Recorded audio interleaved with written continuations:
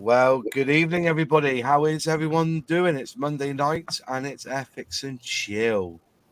And we've got six in the panel. Alex should be back in a minute. Alex has just disappeared, so I presume he's got technical difficulties.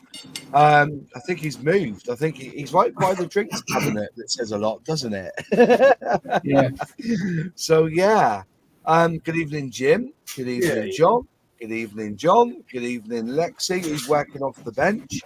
And James from To Boldly Go. Hopefully others will jump in as the chat moves on. But yeah, welcome everyone. Welcome all those in the chat. Remember, if you have a question, make sure you put QQQ or question in capitals so we can see it in the chat. And then super chats get priority, obviously. So if you do super chat a question, they will have priority and we will answer them. But we try to get as many comments from the chat into the debates and the theme of the evening. We had a bit of a chat this week because if you remember Airfix and Chill of back along, we used to work from our benches, and I kind of stepped away from that because it was very difficult to work on my bench, talk about scale modeling, and also see what was being said in the chat. Yeah. So I came off that, but you may find in the next couple of weeks that the scale models. Well, the last time you built a model on chat was you spent most of it looking on the floor for a seat. Oh, well, that's right. Yes, that bloody seat. Yeah, crumbs. So that's nearly a year ago. But we've done over 90 Airfix and Chills now, so we're nearly up to our 100th episode. So I have to do something special for that. And we haven't really changed much, have we? The same folk. We got new members. Obviously, Jim's new that come, and John Parker's come along. Nigel comes with us, and we've got Luke from Black Rifle. Alex, has been here from the beginning. Matt from Model Minutes pops in and out. James has been on a few times, LPJ Models, but we have a good mix in here, and also we have, I think, some of the best contributors in our chat, the people who watch us and like to listen to us, and it's a real pleasure that you fancy coming on and watching us. Remember the days when we first started doing this, we would go through every single comment, didn't we? Hello, Jack. Hello, Neil. Hello. We used to go spend 10 minutes, but we don't do that now. But to everyone, a warm welcome to Airfix and Chill. Right. Just some housekeeping, really. I've done that bit, haven't I? Yeah, I've done the if you want a question, put it in the chat and we will answer it as best we can. We're going to talk tonight about plastic. Now, over the years, we've had a lot of thoughts on different scale model producers have used different plastic, and we talk about Meng or Mung or Moon or whatever you want to say it. Was it Mong? I think it's Mong, isn't it? But we can't. Mong. Yeah, Mong, but that's really bad. That they have the hardest plastic. You don't use your God hand on your main tanks. Airfix have gone through a vast array of plastics over the years. Some have been really tinny. I know from what I've heard from Airfix going to their Airfix days and on their own streams, their own uploads, that the plastic we use now, or they use now in Airfix, is a 1980s formulation. So if you had a kit from the 1980s, that's that plastic. I'm going to get it confirmed, but I'm damn sure that in one of the lives, and I think I was on it at the time, they had like a live where they had lots of modelers come on, and I'm sure they mentioned it was that. But we're going to just talk about it. Me personally, I think Tamiya plastic is lovely. I think Tamiya does a really good plastic. Mini Art do a very good plastic. Revell, it depends where it's manufactured, which is interesting. But I'll leave it open to everyone. Hi to all in the chat. We'll start off with Jim in America. because I like talking to Jim because he has a different outlook. You know, because being in America, they've got different modeling companies. Is there a particular plastic you like in a kit? You know, there's if you see a kit and you say like, oh, I'm going to build that because the plastic in it's going to be pretty good, or has there been kits that have had terrible plastic over the years? And John Alec will probably agree with me on this one. It's my new mantra. The older I get, life's too short for crappy kits. Yeah. So most of my stash is fairly modern. I mean, I have a couple old Revell pieces, but I mean, and with most modern plastics, your Tamiyas, your Ryfields, your Mengs, your Great Wall, your Hasegawa. I mean, Edward, it all seems to be pretty good. It's been a long time since I've run into a kit where the plastic would, and I've had it happen. But it's been so long, I can't even remember who made the plastic, but it would delaminate, and you're just like, holy cow, what's going on here? So yeah. I can't say that, I'm going to go out and buy a kit just because of the plastic. I'm more of a subject guy. If it's a good quality kit of a subject, then I'm probably going to be all over it. Yeah, definitely. Well, are you, John Alec? Is there any particular kits from on your side of the pond there that you particularly like to use? Because you've built a few mini art kits in the past, and I remember you saying that the plastic was very good in those kits. Yeah, I like mini art. I like Tamiya plastic. I have no complaints whatsoever with the Airfix, especially with the newer kits I've been doing. The Airfix plastic is great. I would say at the other end of the spectrum, for me, I've never done a Meng or a Meng, but Tacom plastic is extremely dense. So I don't know if it's as dense as the Meng, but it's really pretty tough. And yeah, I don't use my God hand snippers on that. And then Fujimi and Hasegawa plastic also tends to be it's not dense, but it's brittle. For me, it's I don't know how else to explain it. I don't mind it that much. I mean, I work with it. I know if I'm working with a Fujimi or a Hasegawa or something like that, I know what the plastic is. So yeah, fair enough. Alex, as somebody who sells kits predominantly or tries to, and to be fair, I've spent a few quid before on, is there any particular kits that you found that the plastic has been pretty good, or you find that you would, go for that? I mean, it's my own personal experience more than stuff from the shop, but I love ICM plastic. I think it's probably very similar, I guess, to mini art plastic. Yeah. I think the Airfix plastic of recent years is really good. On the other end of the scale, as John was saying, I think the old AMT plastic, the sort of AMT MPC, super brittle. And not only that, it's the gate design and the frame design, because they're usually often square or really thick. So you feel like you need actual industrial pliers to take it apart. And then John Alex said, Hasegawa or Fujimi, some of the Japanese manufacturers, tends to be on the harder, more brittle side. The worst experience I've ever had with mold release agent was also on a Hasegawa kit, a recent Hasegawa kit, the F35, which was just swimming. I mean, literally, you could see and touch and feel like somebody had lightly coated it with olive oil. It was terrible. So I think that's a factor as well. The fact that not only did you have to wash it, you had to scrub the damn thing before you could use it. It was terrible. So but you don't get that with the more modern plastics like Airfix, ICM, Mini Art. But I think generally most manufacturers now have fairly decent plastic.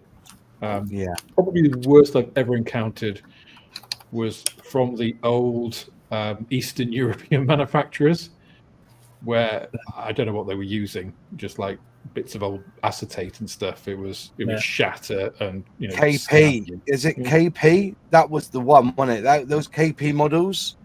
Is it? I'll tell you. I remember anything with an East German European name which you couldn't pronounce with. Yeah. Yeah. I was just saying, if you do need when I got that main kit that I built about 2 years ago, I use these heavy duty. Now you may laugh, but I bought them because they are. If you can see that, they're that sort of shape. They're like they've been bent over. They look like they're for shearing goats' hooves. Yeah, flipping nails on dogs. I don't know if you can see just on that bit there. Just you can see that there's a little ridge there, and that was the glass in the kit. The glass was even tougher than the actual plastic. But I got them because the closer you get to that edge, this edge here, the better to snip, right? I use these, and because they were heavy duty. But then I was using like about a 180, the 200 grit on the sanding stick to get rid of the nub, because it is a very hard plastic. But I also found that even though it was hard, it still melted or bonded together rather well. Considering how hard it is, I thought I'd be using a lot. I wouldn't be using the Tamiya extra thin, but I did. I thought I'd be using the Tamiya white stuff in the bottle because it's got a bit more thickness to it. But it did bond together quite well. In fact, with the little bits, it didn't disintegrate when I used Tamiya, because sometimes extra thin, if you've got little pieces, it doesn't disintegrate it. So. But yeah, what did Matt say then? I think the VEB Plastic Art was the worst. That was an East German, Warsaw Pact manufacturer, and that was terrible. I always think, in a way, the worst plastic is the one you expect to be the best, but is actually the worst. I don't mind if it's really bad plastic, as long as I know that going in. So when I buy a really old, you mentioned KB, I did an old L39 of them. I knew that was going to be bad going in. Yeah. Whereas when you buy a modern reissue of something, but it ends up having really poor quality, that for me is the worst plastic, because it shouldn't be. Yeah, that's a good shout. I was going to say then, that's like with Hella, isn't it? That's literally who I was thinking of. Yeah, with Hella.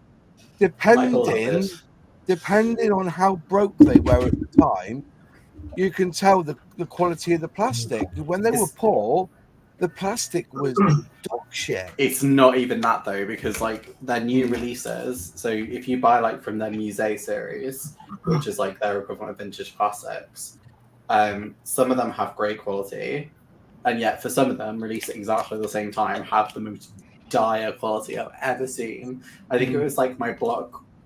Oh no, I can't remember the name of the aircraft right now, but one of the ones I did literally had some of the worst plastic I've ever used on anything ever, and yet it was a recent re-release.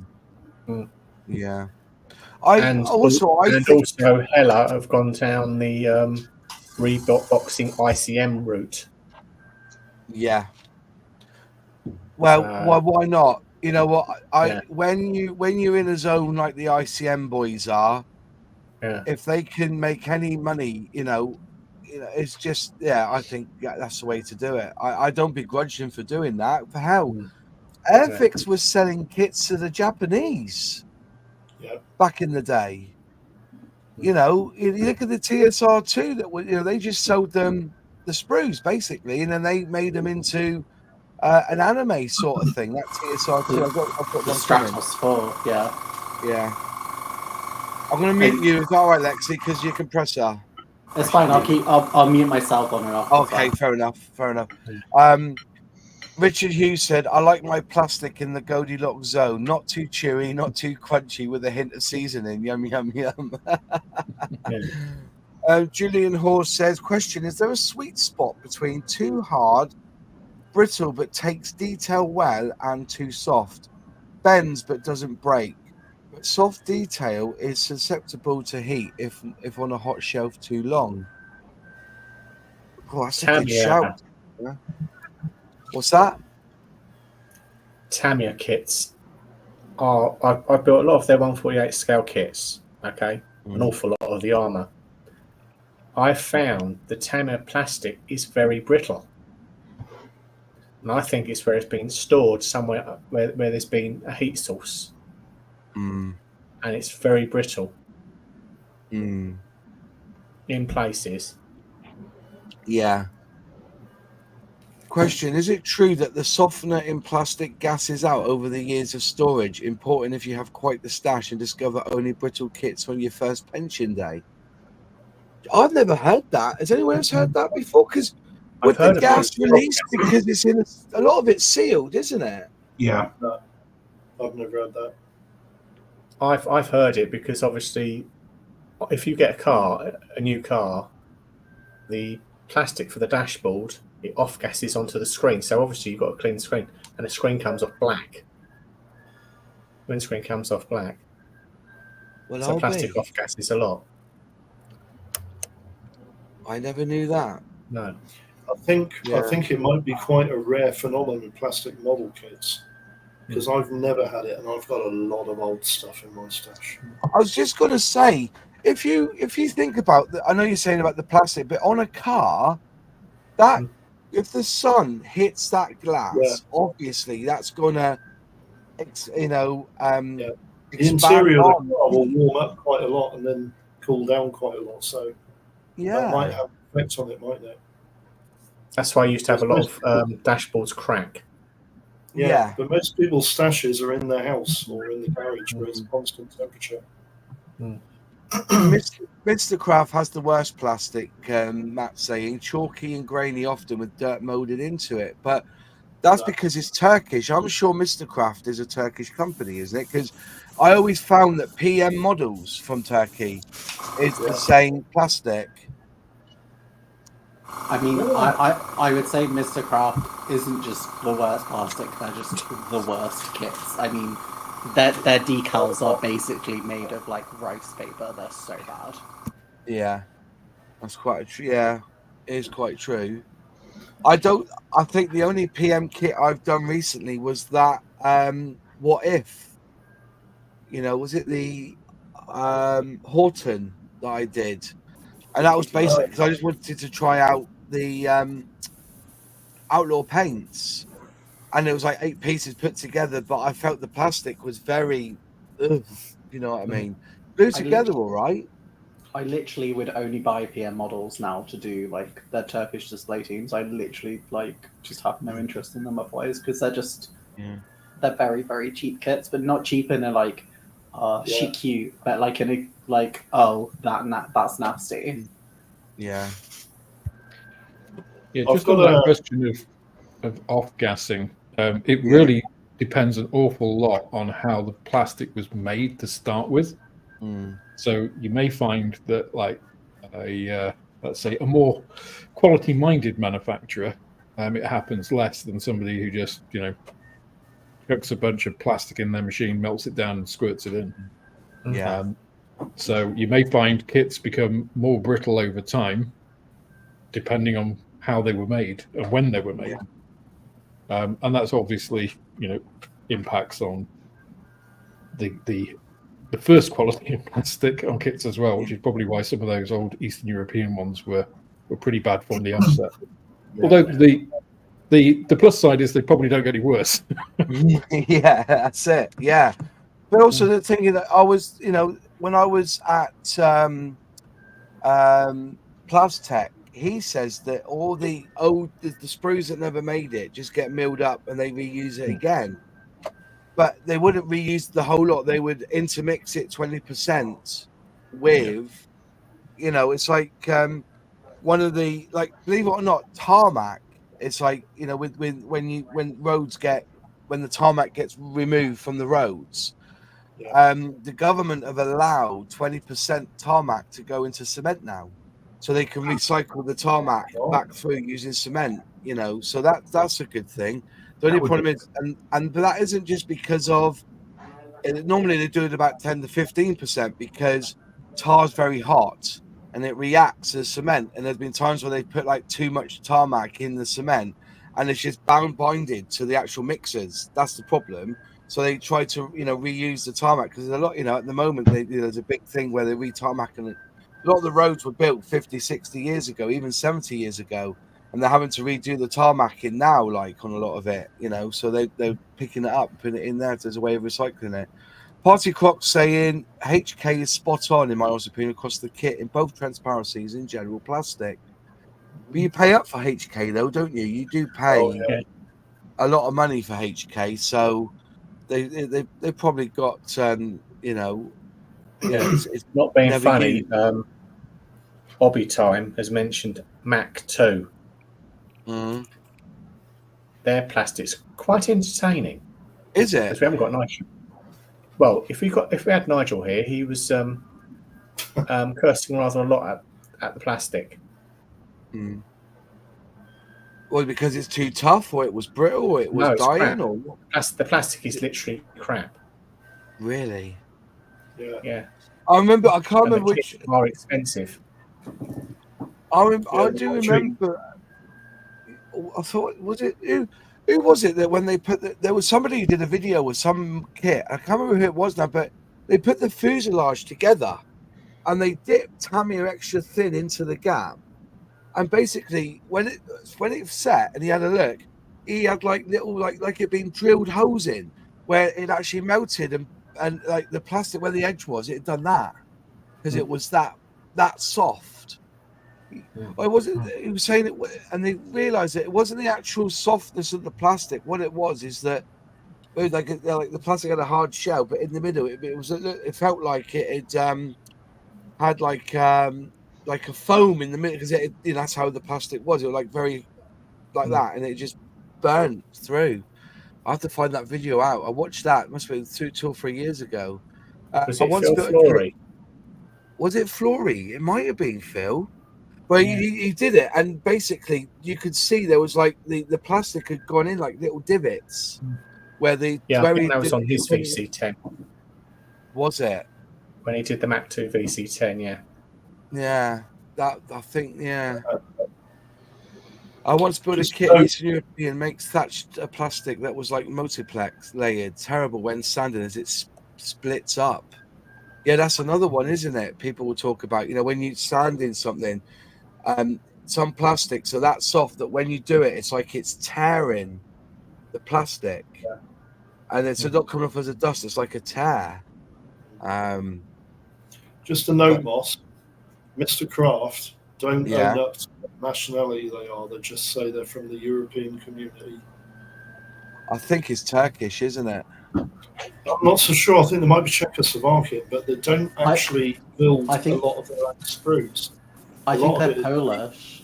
Engineered, isn't it? Are they Polish? Are they? That makes sense. I think so because they have like a lot of the Polish subjects. So they have the TS11 Iskra, they have the MI24 Hind that is like Polish like markings, but they've got like a special edition one. They do the P37 Loss, P11C. So like I think they're Polish. Yeah, but none of it's their own sprues, is it? They're all reverse engineered.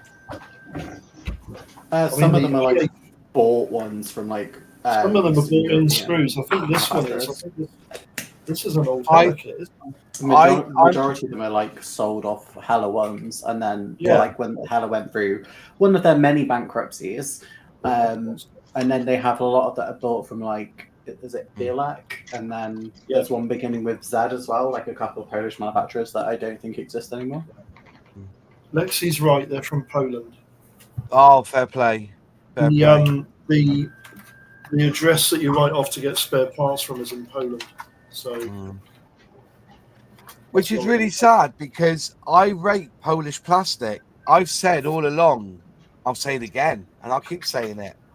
Airfix should just get the product from India and get it made in Poland. Yeah. The worst plastic is Mac 2. It's not mixed properly and it melts when it gets hot. So we probably watch that same video then, James. Maybe. No, Hobby Tom's actually building the VC10 or trying to build the VC10. Right. Oh, I'm reading further down the chat. Is it that bad? Because I have one of them to build Yeah. for my dad because he used to fly on them, and I'm regretting my decision to buy one. Yeah.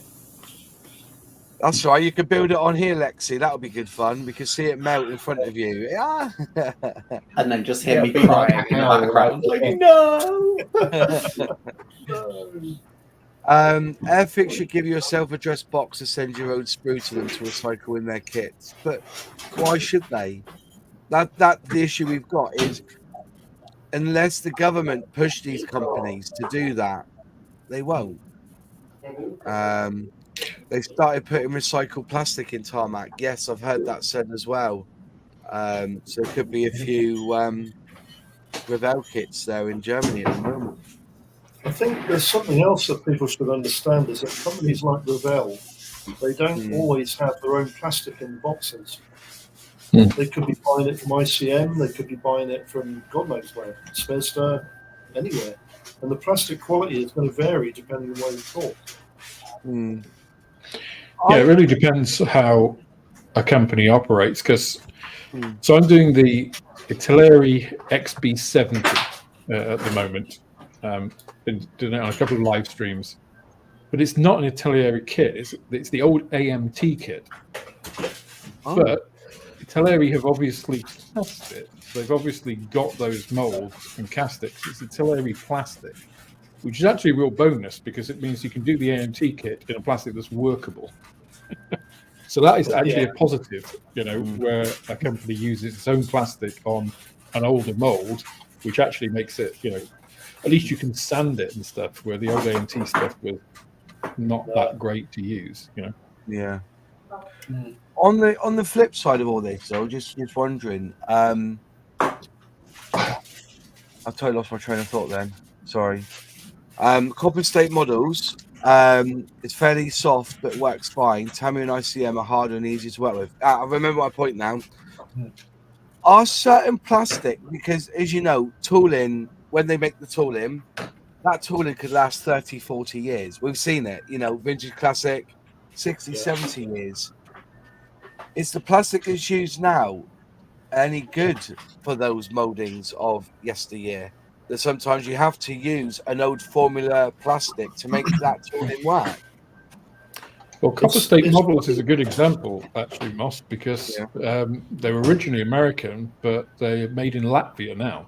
So they're bought by a Latvian company. Okay. So I doubt they're using the same plastic that Copper State Models was originally using. I think Copper State Models were actually owned by a Latvian originally, and then they moved it manufactured to Latvia. No, it was a US guy who started it. He lived right over. He lived probably 4 miles from my house. I've been to his house when he was Copper State Models. So Arizona is the Copper started, State. and then he sold. Yeah. Wow, 4 miles. That's cool. Yeah. I mean, you've been to his house. That's cool. Yeah. I think he still has he still keeps in touch with the owners and stuff, because if you go on their website, there's a little sort of bio about it where he talks about it. Because the Copper State have just released a whole load of riders, haven't they? Bikes and riders, and they're looking absolutely amazing. Yeah, we saw that one that LPJ did. Yeah, look at the detail on that engine now. It's absolutely amazing. Some of the end, the interest. Look at that Cool. and that's coming out of. Is it Latvia? We saying that's where they're coming from. Is Latvia? Look at the detail on these motorcycles. It's like incredible. Mind you, I hope it doesn't come in like 200 parts. You have to put all these parts on bit by bit, because I would just cry. But Imagine the hours of fun you'd have. Hours of fun. Imagine the fun you'd have the spokes. Yeah, one spoke per part. Oh, imagine that. You won't be able to use Tamiya extra thin; it would melt it. Yeah. 1/35 scale as well, so they're going to be tiny. Yeah. Well, just they've released all these this week, isn't it? Or this month apparently. So, Worst kits I have ever seen are made by Smurt. The sprues are literally entombed with flash. Yeah. Nick Coles has said, would anyone not buy a model of a subject they really wanted if only option was from a producer with suspect plastic? To be honest with you, yeah. I wouldn't. If I don't, that's crap. That's not if there's something I want to do and I know the plastic and it's going to be a hell of a slug and a chore, then the heck with it. Now, if it's just the opposite, it's a subject and good plastic, well, then that's a no-brainer. But yeah, if it's some, and a lot of this, I think, goes to you're talking about Eastern European manufacturers, probably esoteric, really far off the radar subject-wise. So. Yeah. You are going to have to pay that price of, well, if it's something you really want, you're going to have to, like, when classic airframes started up here, limited run kits, that's just part of the deal, Yeah. Luckily, I like mainstream stuff. I don't really go for the really off the wall stuff, but a lot of guys do, so that I feel bad. That's I think Jim's spot on, really. If you really want a subject enough, then there's a certain kind of activation energy you have to reach to kind of take the plunge. And if somebody else released one, so if Airfix released, some weird what if thing that was only available from PM model before, you'd probably buy the Airfix kit. But if the PM kit's the only one available, you know what you've got. You have to make that choice. Like, well, if it's like £3 or £4 in a bargain bin, then maybe I'll do it, and then I can put the work in. But if it's 30 quid, probably not, Well, look at the classic airframes they did the Gannet, didn't they? The 148 scale Gannet, classic airframes did it. Look how much they were on Amazon. But on eBay, sorry, about 200 odd quid. Yeah. And then Airfix bought their one out. Yeah. Smurt actually make the best discount models of Italian subjects for the scratch builder. That's a fair comment. Scratch building, yeah, I'll take that. Mr. Crafted Smurt kits, Hella and others, old Polish companies. Oh, so Mr. Craft is them all, do they? Fair enough. The Copper State models are all 3D printed, not injection molded. Is that right? Oh, I would imagine they probably are they 3D printed? I thought they were. I presume the figures would have been 3D printed, but I thought the bike was all on sprues. It looked all the same, unless that was a CAD rendering. But I would imagine that all that's printed. I think I read somewhere they were using 3D printing for the bikes. I think they're right. Right. I'm just going to look up now. I've just put his video on in the background to just have a quick look.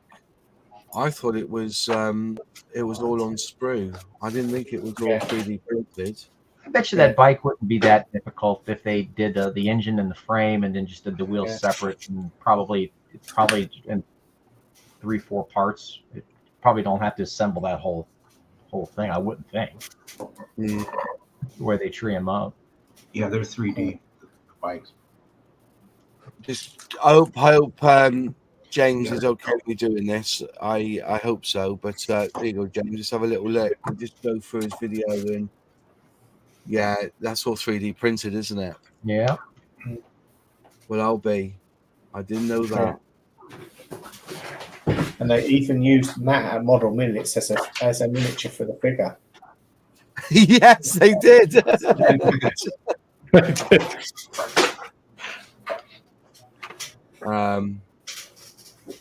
Well, I didn't know they were 3D printed. Well, I'll be blown. Look at that. Look at that, though. For a 3D print, if I get this bit bigger, for a 3D print, that engine looks fabulous. Yeah, and the lines and doesn't stuff. it? Yeah. That's How? great. Wow. Unbelievable. But then again, I'm looking at that, and I can see the lines of where the 3D print is. And if you got What did anybody watch it? I've not watched it yet. It's on my to-do list to watch his video. Did he fill in those lines, or did he just leave them as they are and just hope the paint filled it in? He cleaned it up. Imagine cleaning that up, though. That's a hell of a job. Look where that Yeah. pipe is here. Imagine trying to clean those lines up there, and you've got the logo there as well. Yeah, That must have been painted. painting that logo. He painted it, did he? Yep. That's a phenomenal video. You got to watch it. Yeah. Yeah. Yeah. Where's the pictures of it? There you go. There it is. Yeah, there's Matt. It is, isn't it? Yeah, he's definitely. You can see there. He's definitely cleaned up around there to get rid of those lines, hasn't he? Oh no, he hasn't. Look, you can still see the lines in the paint, can't you? Yeah. Yeah, you got to remember how big that is. Mm, That's So tiny. that is a 1/35th scale model. yeah, So you're able to see those lines because it's zoomed in on a macro yeah, I lens. get that. Yeah. Yeah. Oh no, I'm not criticizing. But I think a lot of people are put off with 3D resin because of the lines. Am I not correct in that? It's sure. It's the big downfall, but it's the one give you got to give to the 3D printed stuff. And are you willing or able to smooth it out? I mean, a little lacquer thinner and some sanding, you could get some of that. How much of it do you want to get? And priming and painting will hopefully take care of some of it. So yeah, it's a pain, but right now until the resolution on printers, and they are getting better. So you get, and depending on where the what printers is used in the process, you get some of these high-end printers from these companies that are putting out a ton of stuff. They're probably going to have better prints because they can afford the better printers. But the lower end stuff that doesn't have the volume, now they put out a bike, so they're not like, I don't know, Edward or something that can have a bank of all these high-end printers. Copper State might not have that budget to where they have all these printers. So that's the give and take. Yeah. Until resolutions come up. I don't think it's really about the budget. I think it's more about time, because I have printers that can do like 20 nanometer resolution. The thing is, if you take the resolution right down to that, it like from 20 to 10, that doubles the print time. If you're making things to sell, if it takes 3 days to print one thing, that's not really economically viable. Yeah, it's not cost effective. Well, I'm just looking at it. Look, the thing about James is, just look at the shades on the rider's back there. The way he's painted that figure is phenomenal. Oh, it's way incredible. above my pay grade. Way above my pay grade. It's a fantastic model, and it's from a photo, basically, isn't it? Yeah. Yeah. That's it. You don't see everything, that's for sure. No. He spent a long time on it as well, didn't he? I remember he was showing us bits of it as in the Discord. But it is an absolutely glorious. Yeah, like you see, you can't see the lines now, can you? From this, they're gone. So you would use lacquer thinner, would you, with a sanding stick to remove the lines? Well, you could soften it with your lacquer thinner, or what I've been told. Some of these producers are saying, hit it with a little lacquer thinner, soften a little bit, let it dry, then come in to help you with your sanding process. Yeah, I've never done it, but that's what I've been hearing. Okay. But yeah, well done, James, for that. So I think Tabody Ghost put it in as well as I have. The link to this video, if you want to go over and watch James's wonderful build of this, then go up and have a look. But yeah, I don't suppose you'll mind us showing that off. But he is. To be fair, I'll say this bluntly. I think he is the artist in our little group, or the people that I know. You know, he knows paint. He worked. I think he worked in an art shop for years. And if I have a, you know, if it's weathering, I go to Sully. If it's 3D print, I'll speak to Alex. If it's like this, figure painted and whatnot, I either go to my friend Celtic West or James. You know, what they do with the shades, the highlights. You know, you can see the. You know, I never realised until I was shown that if you want to do flesh properly, you've got to use blue, because you know the blood goes through our veins and stuff is blue, isn't it? So you've got to have like a bluish tinge on the, unless you're David Dickinson doing, you know, an antique video. You're orange, yeah, being tangoed. So yeah, I am new to filament printing. I've spent 100+ hours printing a 12-inch figure and base. Yeah. It's 100 hours. 100 hours. Yeah, it's Spruce doing Luke Skywalker. Wow. From the Mandalorian, the season 2 finale of Mandalorian. Mandalorian, yeah. Yeah.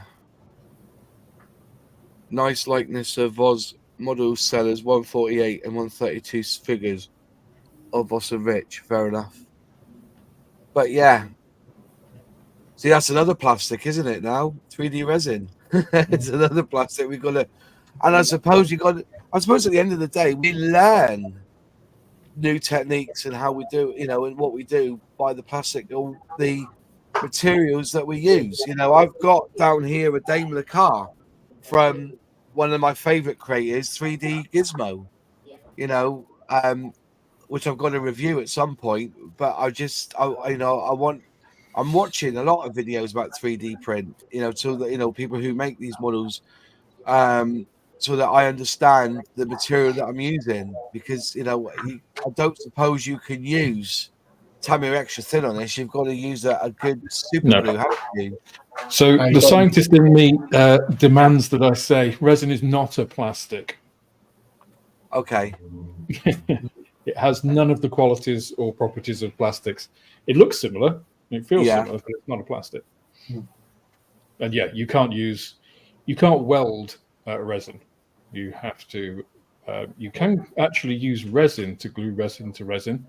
I get that. Yeah. UV cure it, but otherwise it's super glue or acrylic glue you can use as well. But the trouble is, we always know with super glue, as I said, you know, with resin, you're not bonding, are you? You're basically sticking. It's not a cement, is it? It's a glue. So super glue, I talk to people when they say that they use another product. I can't remember what it's called now, but the problem with super glue is your normal bog standard super glue, it's brittle. So when it dries, it's brittle.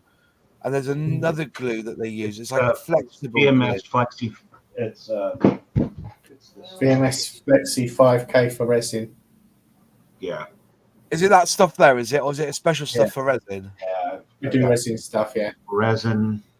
Yeah. So this is for resin, and then this is for PE.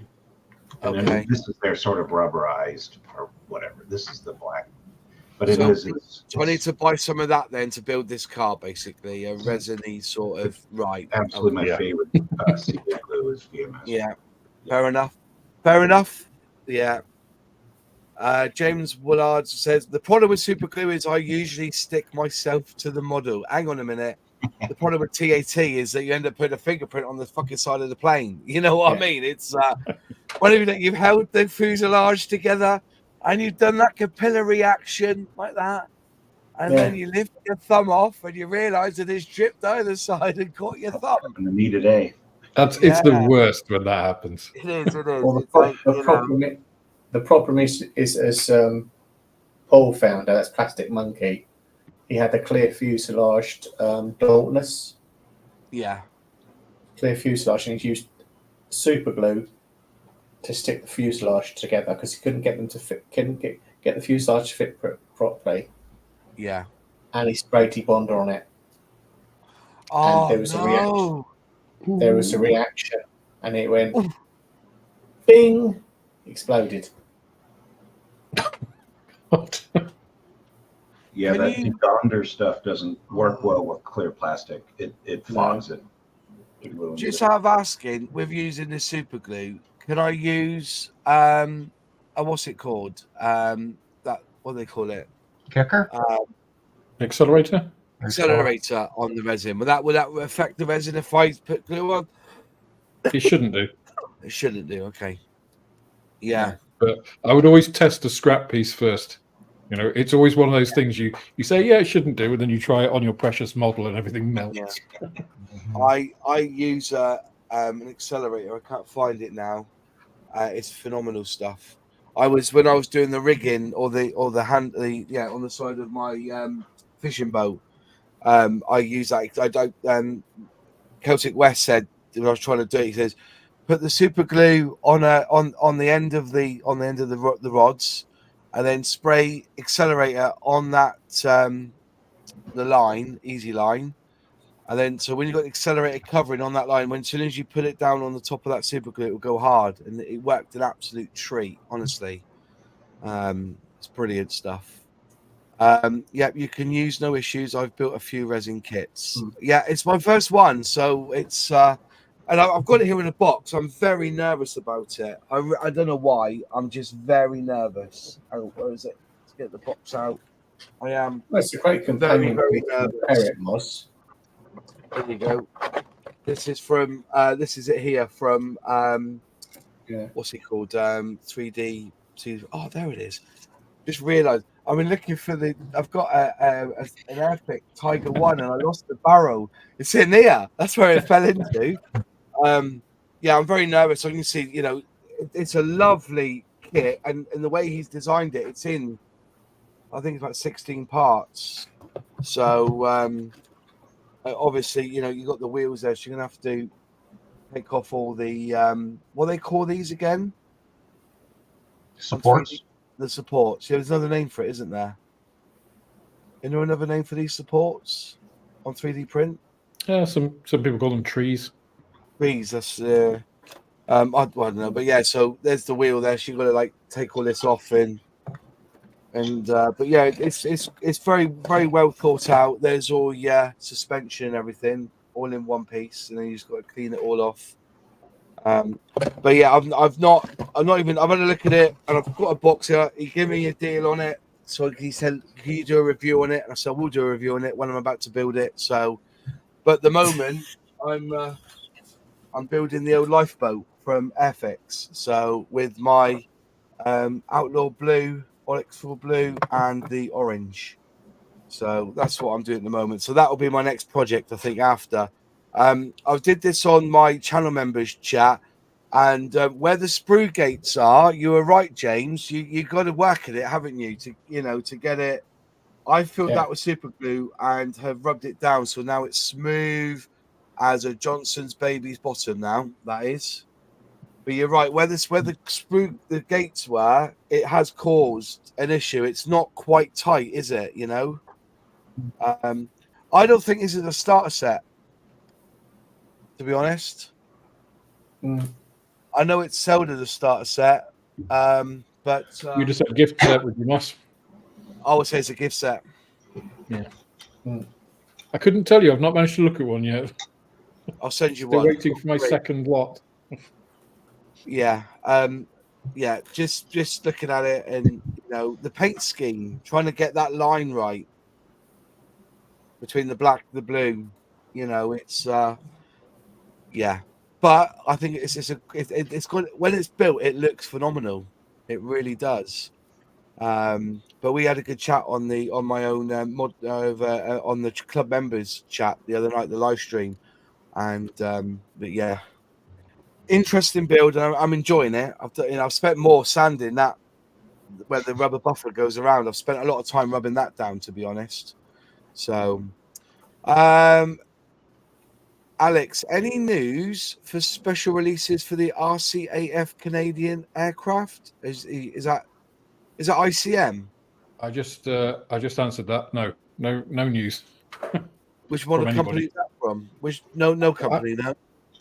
I presume Airfix, but no, I don't think. I haven't heard of any special releases for the RCAF 100-year anniversary.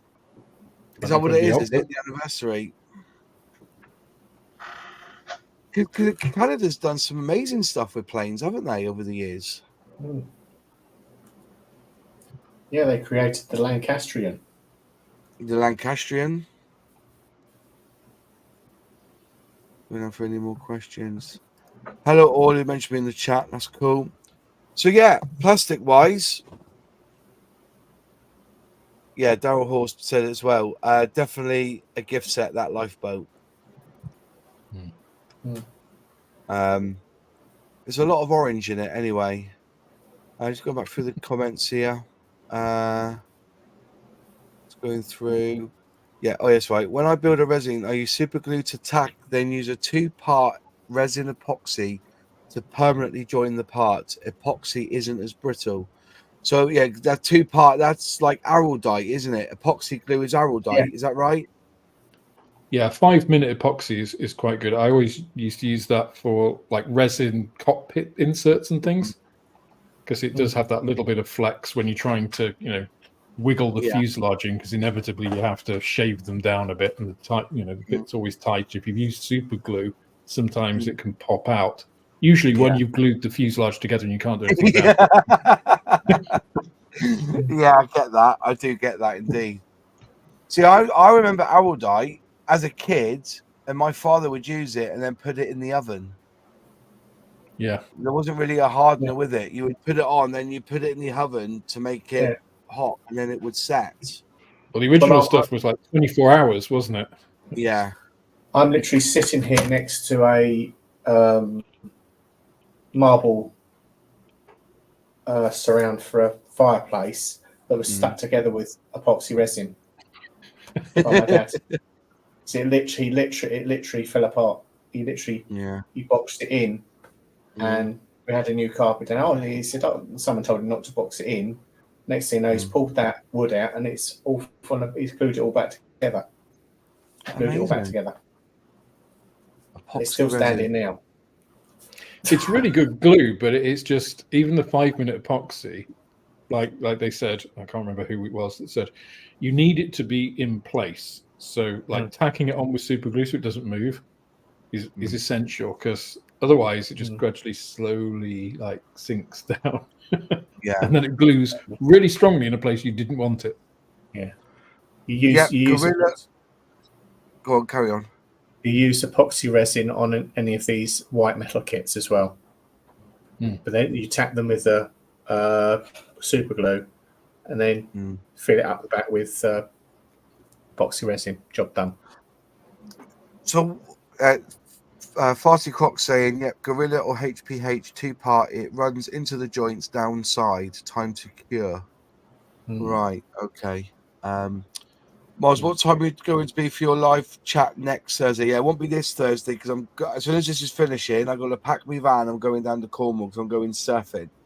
I'm going to be like a Michelin man with my wetsuit on, going surfing. That's what I'm going to do. You've got to video that, Moss. Thursday. It'll be the following Thursday. No, well, it'll be on the RNL Saving Lives at Sea in next year. Yeah, that's what it'll be. Yeah, 5-minute epoxy is okay.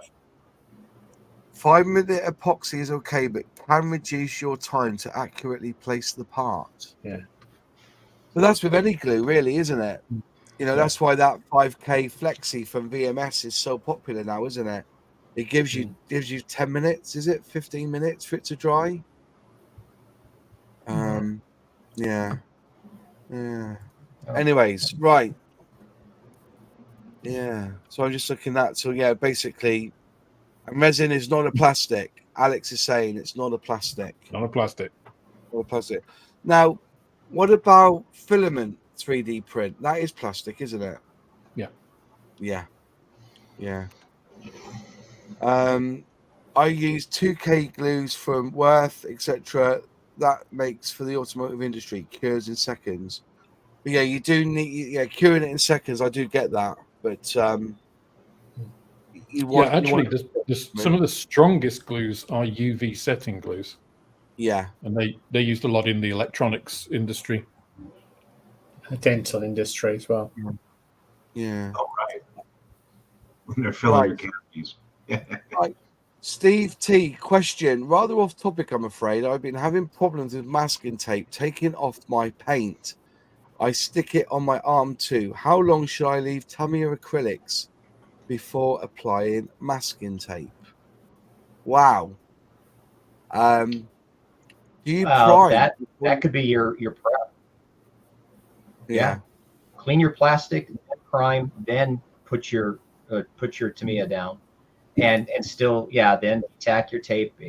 And it's always a crapshoot. It might pull, but just be careful when you do it. But a lot of times if you're putting straight Tamiya onto a paint onto just plastic, it doesn't have it because it's an acrylic, and especially if you use an acrylic thinner and treat it as an acrylic, it's not going to stick like if you used a lacquer thinner with it or their lacquer.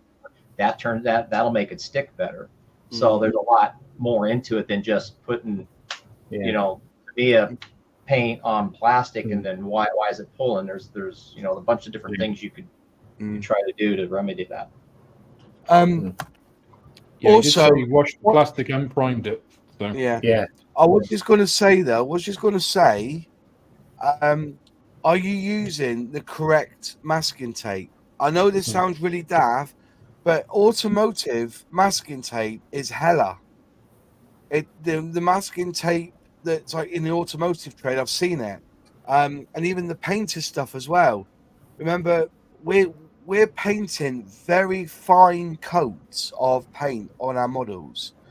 If you imagine what a painter does, he's putting a thick layer of paint on, then putting the masking tape on, and it will stick down to stop it. And that the adhesive's a lot more powerful than the likes of the Tamiya masking tape, for instance. Is low tack is what you need, and a lot of masking tapes isn't low tack, so it may even be the masking tape you're using. So I must admit, I do find issues sometimes with not just Tamiya acrylics, but acrylics. Well, I should say emulsion-based, water-soluble acrylics used on primer or whatever. And sometimes it's just a matter of they don't adhere well to whatever it is for whatever reason, the formula or the pigment or whatever. If you're having problems, I'd even consider like put a matte varnish coat or something over it before you apply your next stuff. If you're getting that sort of issue consistently, then because I've had it myself, you leave it for 24 hours. I'd always leave Tamiya stuff 24 hours before masking it because I've had that, it pull up before. And when it tends to be when it pulls up, it tends to pull up quite a lot. I find it's not just like little flakes. You tend to get a run of it.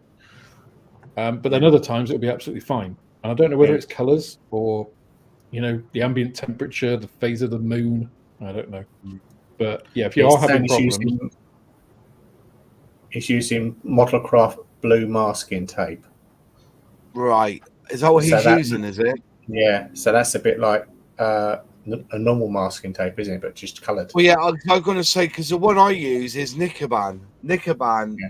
I promise anyone this is the Rolls Royce of masking tape. Now, I get it on eBay from Japan, and you're paying like £20-25 on the postage, but buy a lot of it to keep the postage costs down, if you know what I mean. But I swear by this stuff, even now, this is my tape dispenser. I use it all. This is my, honestly, I've never had paint rip off with this stuff, and I've never had bleed. It's got like a whack. It's they call it rice paper or wasabi tape. I think it's good, but it's Wasabi tape. Wasabi tape. Yeah. I went to buy it. I'm looking for a supplier for it, but the only supplier in that they won't touch me, even though I've got a shop now doing paints. I wanted a decent masking tape, so I went to the company to buy this, and they won't sell it to me direct because I got to use a German firm. But it's cheaper to buy it from Japan on eBay than it is to get it through the bloody German firm. I'm like, well, come on.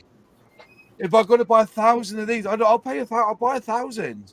But I refuse to pay the German price when I could get it cheaper from Japan through eBay. Silly sods. But yeah, so that's if I ever see this available, at the moment it's out of stock, I believe, on eBay.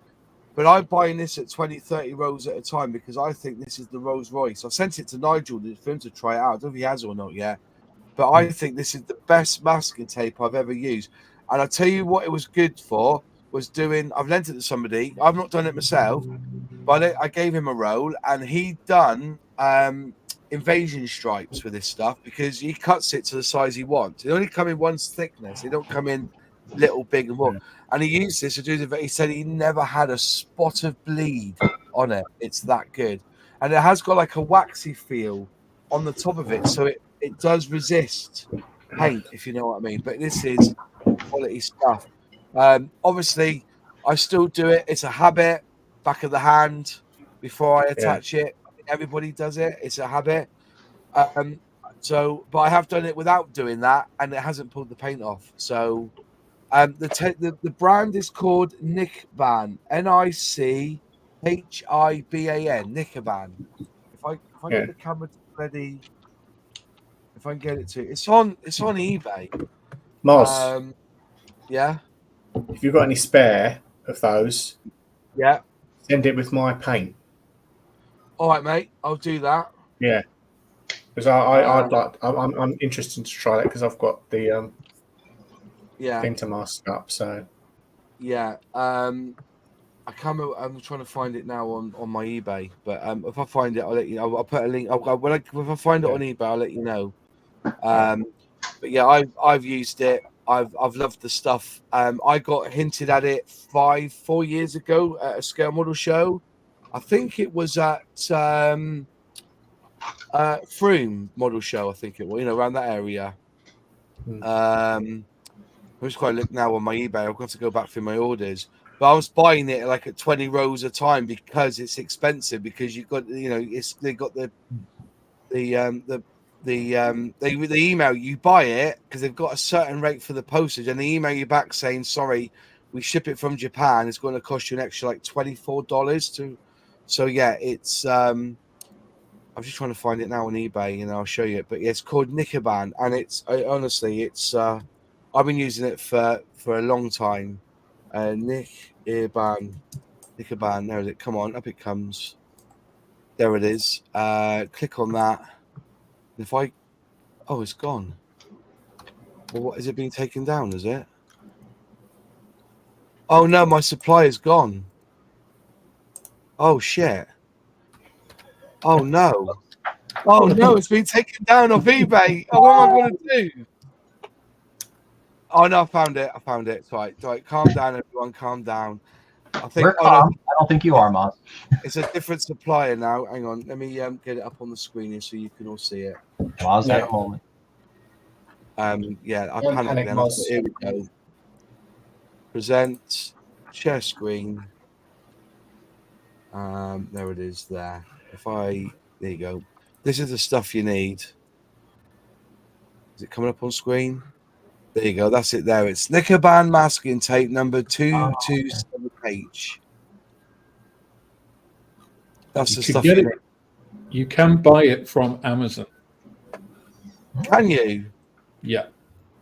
But I think you can only buy it in like 6 rolls. It's like £37 or something. Yeah. Well, here it's 14 quid plus. And it says £2 whatever, but it's not. It's a lie. It's a lie because they email you and say, look, we can only do it for 20 quid or something for your postage. But that's the stuff you need. It's amazing. I thought Moz was going cold turkey there. Well, yeah, because I use it all the time. Because that's what I did. I bought about 16. Yeah. I think I've got a pack of rows up there, but I'll send you some, James, with that paint so you can have a look at it and then you come back to me and tell me how good it is. I also find using iOS alcohol and primer and remove tape while paint is still tacky is okay. I only use Tamiya tape. Yeah. But yeah, I've been trying to get hold of it to sell it because I thought, doing the paints, doing the masking tape at the same time, it would work, but it doesn't. So it's, yeah. Good. The other thing is how long you leave your masking tape on, of course. If you leave your masking tape on like a long time, then it will sit there and it will stick very nicely. Bonds to the paint, by experience. I must say though, and a plug for both Moss and me, since I've used Outlaw, I've never had a problem with paint lifting. You know, if you use lacquer paints in general, you get it's a stronger bond because the solvent is hot. It kind of actually, I don't want to say attacks the plastic because that sounds bad, but it bonds to the plastic. Nigel had a problem with his where it said it reacted to the plastic underneath.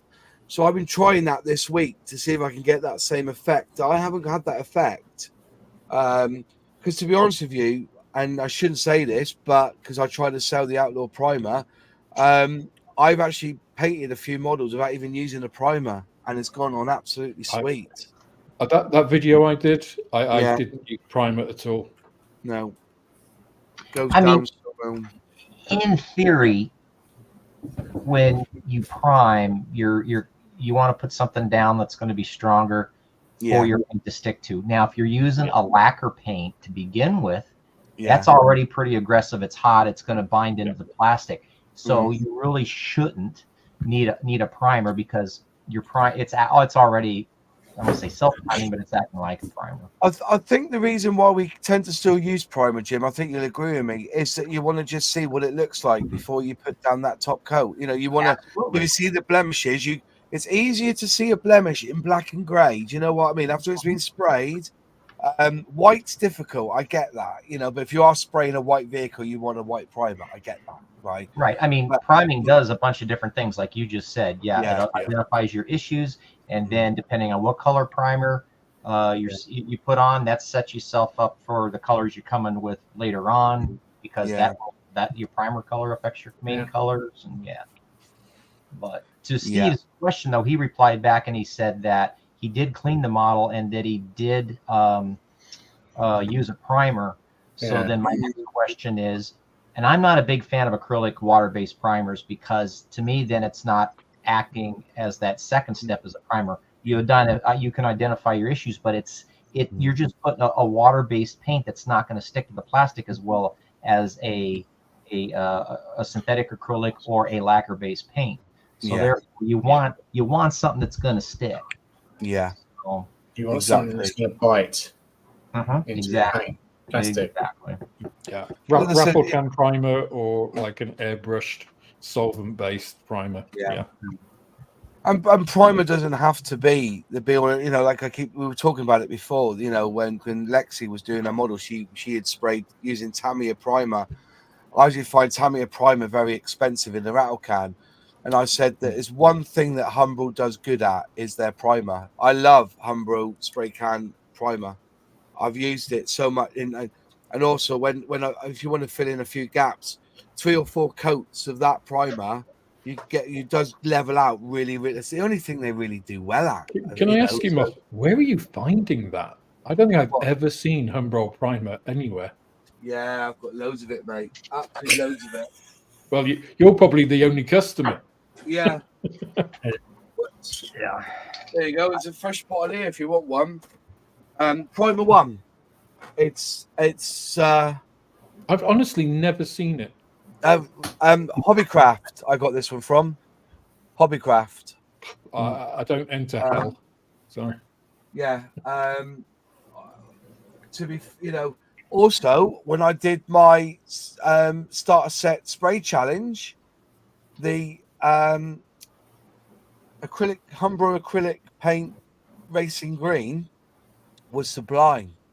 Well, look at the video. It went down beautifully. They got if you want acrylic paint or you want spray cans, Humbrol are the masters at it. They're really good. But then again, that's what Rustins do. Rustins do the Humbrol. Do you know what I mean? It's like we have this argument day after day. But yeah, it's good stuff. What most people don't realise is Moss walks out that door and he's in the Humbrol. It's in the Humbrol. It's got the suppliers. main suppliers for Humbrol there. If you bought my book, you would read that I did an article about Airfix, and I said that I laughed and joked that I said that they needed a kit, and they said they've got this Hellcat in one of the back rooms, and they went to the back, and underneath all this Humbrol reject paint, they had found this Hellcat and brought it out, and then released it. But yeah, the aerosol, and I presume it is Rustins that make where they do all their paint, so that's a good paint as well. It's pricey. It's posh for you guys over there. But I tell you what, if you want a nice black base and you don't, depending on what you're doing, I mean, yeah, the figure guys use this all the time, but man, when it's dry and oh wow, it goes down really smooth.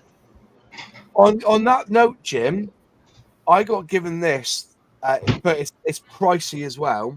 So, well, first off, Expo do one, a light grey acrylic primer for about $7.99. Now, Army Painter, have got one, and it's 12 quid. So it's about I think Humbrol's about $9.99.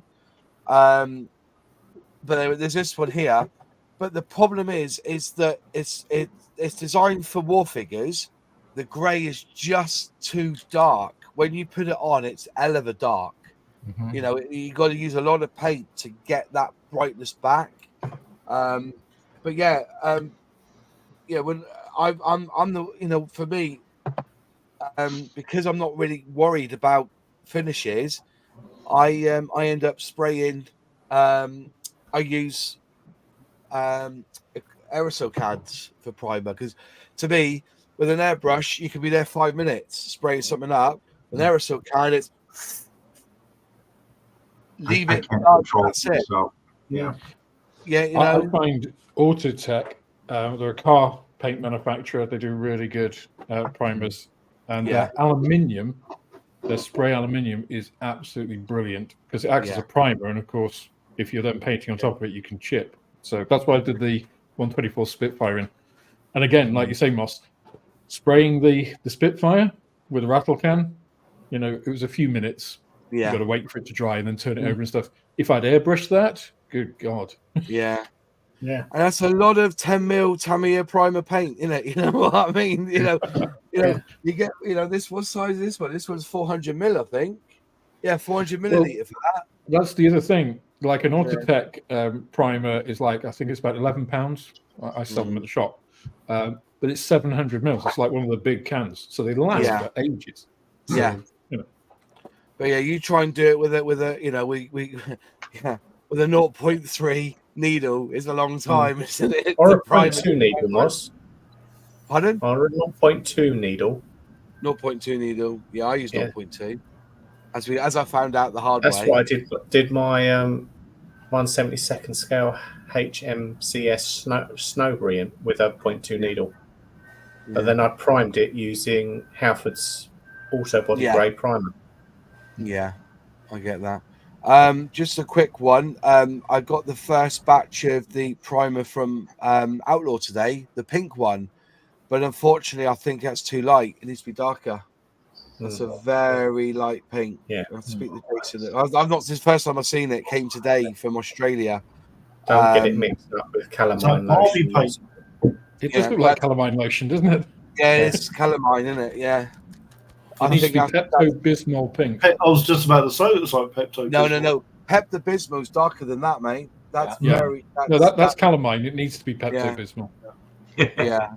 That's what you need to tell Jason. He'll understand that. Tell Jason it's good for My Little Pony. The trouble is that the pink you need it dark. You need a darkish pink because you're spraying red, aren't you? Pink's very good for red and yellow, isn't it? That's what they say, isn't it? If you want to, really good for yellow. Want to be darker than that. So I'll have a word with him tomorrow. Well, I'm away on holiday, so when I'm down in Cornwall and I've had a few beers and I'm tired out from all this. By the RNLI and that's the colour I'm looking for, John. That's the colour I'm looking for. So this is the Mr. Surfacer. Yeah, but that's not the same colour, is it? That's not the same colour, is it? No, mine. The light is making it a lot. Yeah. The lights are making it lighter than it is. I think this is more Pepto-Bismol than. Yeah. Try to.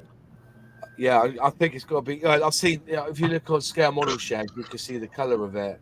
Mr. I would Colour. try it actually. I would try it, Moss, because it might go. Yeah. It might go slightly darker. I don't know. The thing about, to be fair with you, the thing about outlaw paints is that what you get in the bottle is what goes down on the on the plastic. The only reason it gets dark on the plastic is because of the plastic itself. Yeah. It seems to keep the color. I don't know if anyone else agrees if they've used it. It seems to keep. You're going to spray. That's what the orange is going to be. It's going to be that orange. But I think with this, I think it needs to be a bit darker. I'll have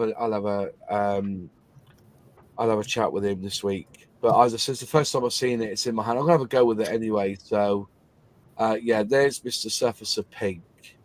Yep. And I think that's a lot darker. Yeah, that is a hell of a lot darker. Or mix it with some maroon moss. I got plenty of it.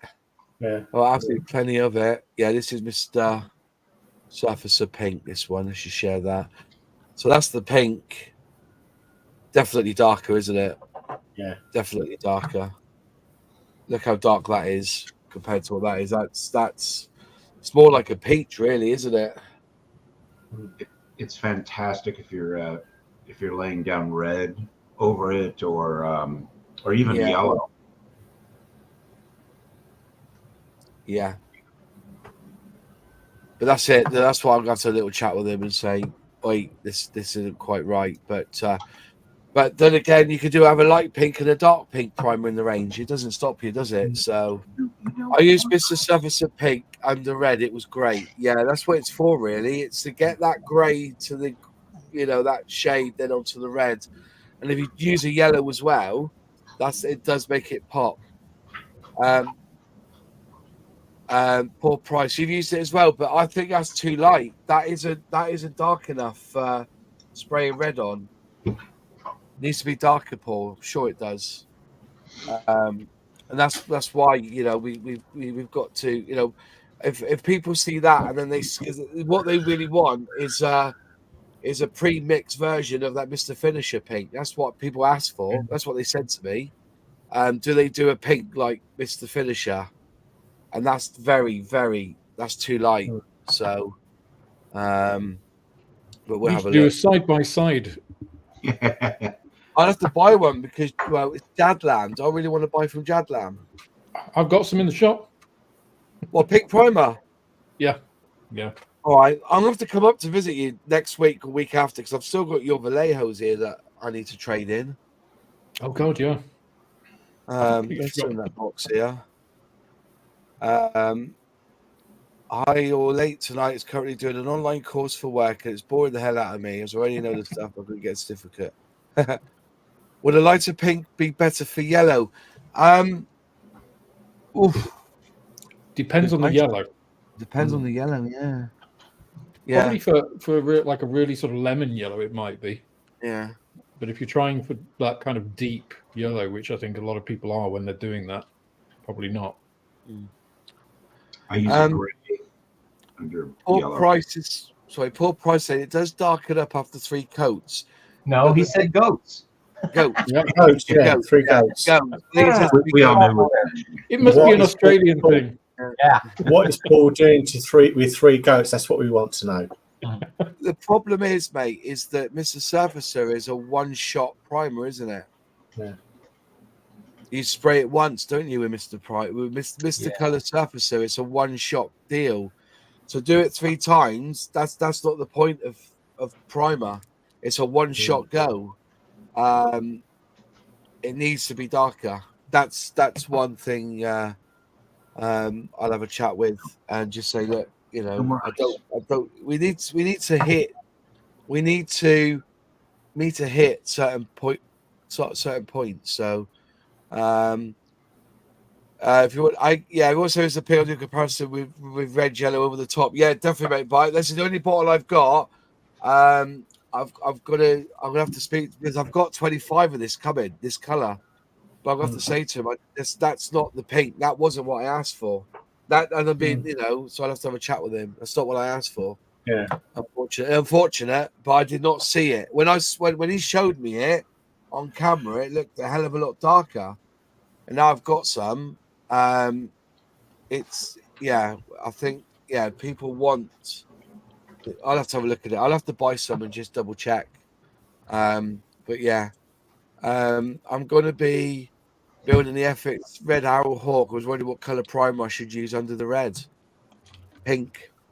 But to be fair, I personally think it will work very well, Moz. Yeah, as I said, I thought pink should be a lot. Turn this bloody light off. Hang on, turn off. There you go. I'm sure that needs to be darker. It needs to be it needs to be a richer pink. Yeah. Well, Proof is in the pudding, Moss. Proof is in the pudding. We'll see. So I've used Mr. If you got one bottle, Moss, just spray some bits of plastic, send them to Nigel and me, and then we'll do comparisons. Yeah, I could do that. I've got a load of starter sets here.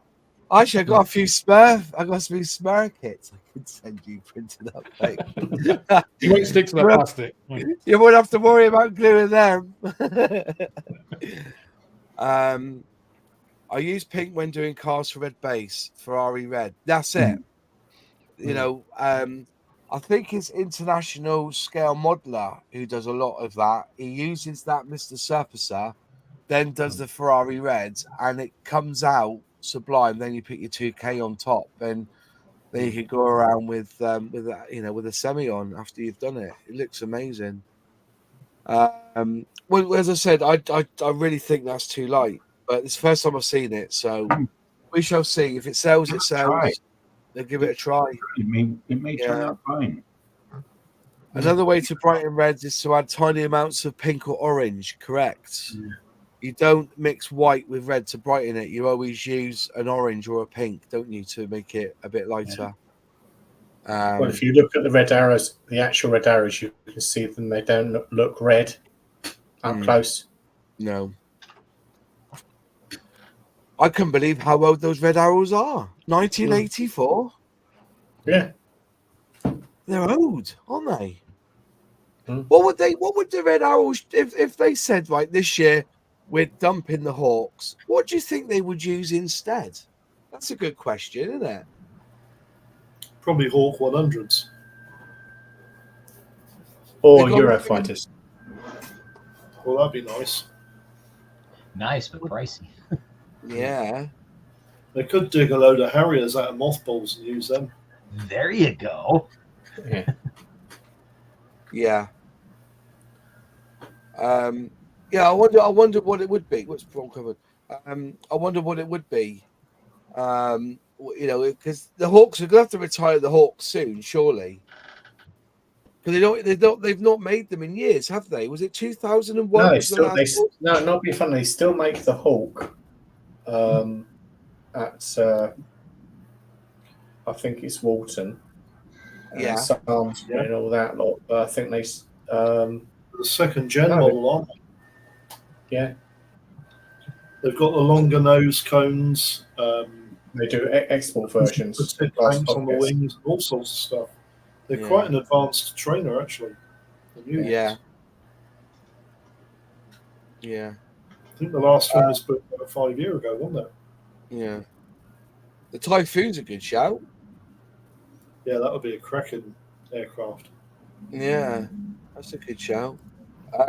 Moz, your book finally arrived. I'm enjoying it so far. I'll leave a review once I've finished reading it. Thank you very much. Yeah, 50 books or so now. I've done 50 on Amazon, and I think it's 10 on Kindle, which is good. It's nice people are buying them. A bright red Eurofighter would look great. Let's go down through. But yeah, that's it from me really about that. Yeah, so as I said, let's have a go, shall we? When it comes, I just think it's a little bit, it needs to be a bit darker. But maybe it's just me. Maybe I'll try it and then I'll fucking probably fall in love with it, like I fall in love with every color. We've got the this one here. I've got this one out. I got this one out this week from Outlaw. Lamborghini Viola Pacife base. I'm going to do. I think that's a lovely purple. That which I'm going to do. Cool. I'm going to do a starter set. I'm going to do that. Is it Hirura? Is it from Airfix? Which one was it? Yeah. Hit the Pagani. No. The Lamborghini Huracan. That one. Yeah. I want to do that one in purple. Just because I can. Yeah. Get the red arrow. I was going to say, the Hawk wasn't 84; it was 76. It entered 76 was it? 76. Yeah. And it's used by 15 different countries. Mm. I think the Red Arrows were last overhauled. They had a major overhaul at Dunsfold in the 80s. It says here the Hawk fuselages were replaced in 2000. Is that like the new mark? Was it? Yeah.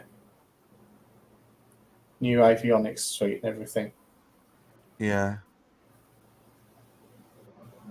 Because they're basically like a Meccano kit. Yeah.